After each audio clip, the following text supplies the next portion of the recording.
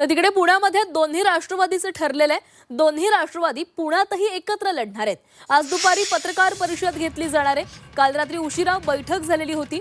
अजित पवार गट 125 तर शरद पवार 40 जागा लढवणार असल्याची माहिती देण्यात आलेली आहे आणि आज अधिकृत घोषणा केली जाणार आहे। पिंपरी चिंचवड पाठोपाठ पुण्यातही दोन्ही राष्ट्रवादी एकत्र दिसणार आहेत।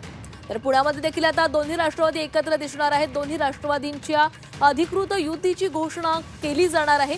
पिंपरी चिंचवडमध्ये दोन्ही राष्ट्रवादी एकत्र आलेल्या होत्या, आता पुण्यातही दोन्ही राष्ट्रवादी एकत्र आल्या आहेत। आणि या संदर्भात अधिक बोलूयात, आमचे प्रतिनिधी निलेश खरमरे आपल्यासोबत जोडले गेलेले आहेत। निलेश, पुण्यामध्ये राष्ट्रवादीची दोन्ही राष्ट्रवादी एकत्र येत आहेत की नाही याची खरं तर जी आशा होती ती धुसर होत चाललेली होती, मात्र पिंपरी चिंचवडमध्ये दोन्ही राष्ट्रवादी एकत्र आल्या। मात्र आता आलेल्या बातमीनुसार पुण्यामध्ये देखील आता ही युती होताना दिसतेय।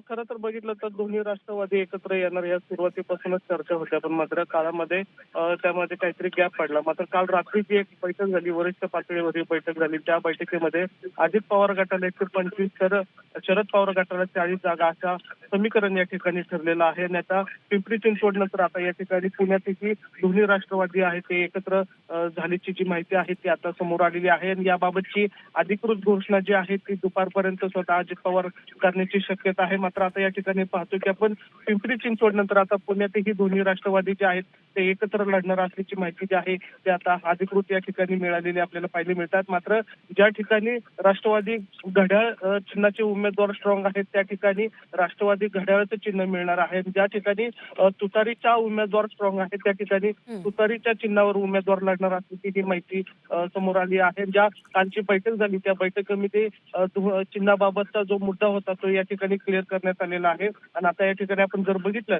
तर पुणे महानगरपालिकेसाठी अजितदादा गटाकडून जवळपास 125 उमेदवार जे आहेत ती रिंगणात उतरणार असल्याची शक्यता आहे। आणि शरद पवार गटाकडून 40 उमेदवार आहेत ते देण्यात येणार असल्याची माहिती मिळाली आहे। त्यामुळे आता जवळपास अधिकृत घोषणा जी आहे ती दुपारपर्यंत होईल। मात्र या ठिकाणी 24 तासच्या हाती माहिती लागलेली आहे की आता दोन्ही राष्ट्रवादी जे आहेत ते एकत्र येणार आहेत। नक्कीच निलेश, तर चिन्हावरून पुण्यामधल्या ह्या युतीची चर्चा फिसकटलेली होती, मात्र आता या संदर्भात स्पष्ट भूमिका दोन्ही पक्षांकडून घेण्यात आलेली आहे आणि पुण्यामध्ये देखील आता दोन्ही राष्ट्रवादी एकत्र येण्याचा निर्णय घेण्यात आलेला आहे। आज दुपारपर्यंत याची अधिकृत घोषणा होऊ शकते।